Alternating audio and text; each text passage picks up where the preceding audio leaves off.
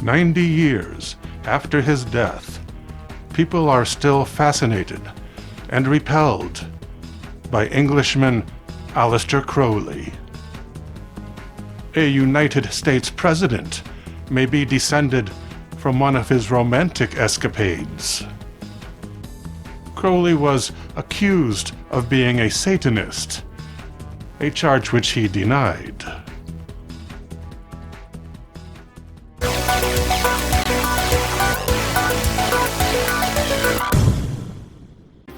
The Crowley family made their fortune in beer. They invented the pub lunch when the brewhouse began to offer a ham sandwich along with a pint. Christmas Carol author Charles Dickens wrote about Crowley's sparkling ale. The bottles featured a label with a black crow's head. Aleister Crowley's parents were evangelical Christians. In 1875, he was Emily Crowley's first child and would be her only infant to survive for more than 5 hours.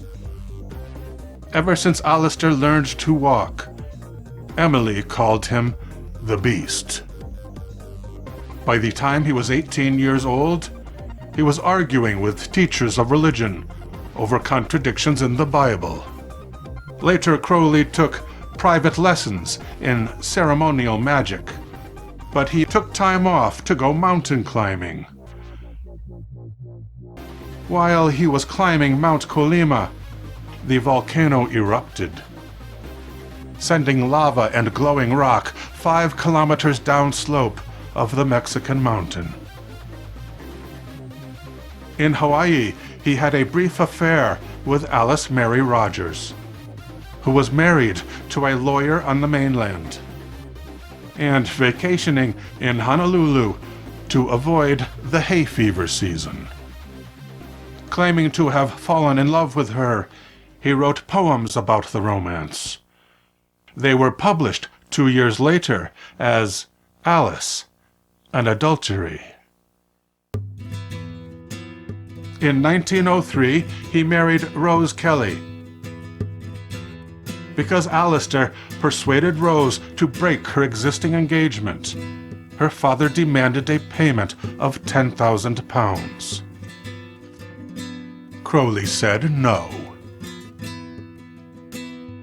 The newlyweds took their honeymoon in Cairo, where in a museum they found a burial stele which predated Christ by 700 years.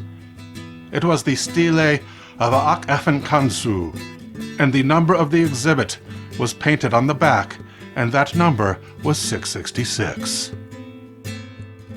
The next morning, Crowley heard the disembodied voice of Aiwass. He wrote down everything his voices told him.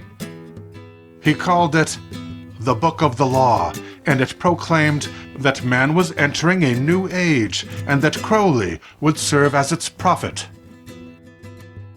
Its message was, do what you want. One dark night in Calcutta, he found himself followed by some men wearing white robes. He reached for his Webley pistol and fired blindly into the group. One of them died instantly. Crowley fled down a dark alley.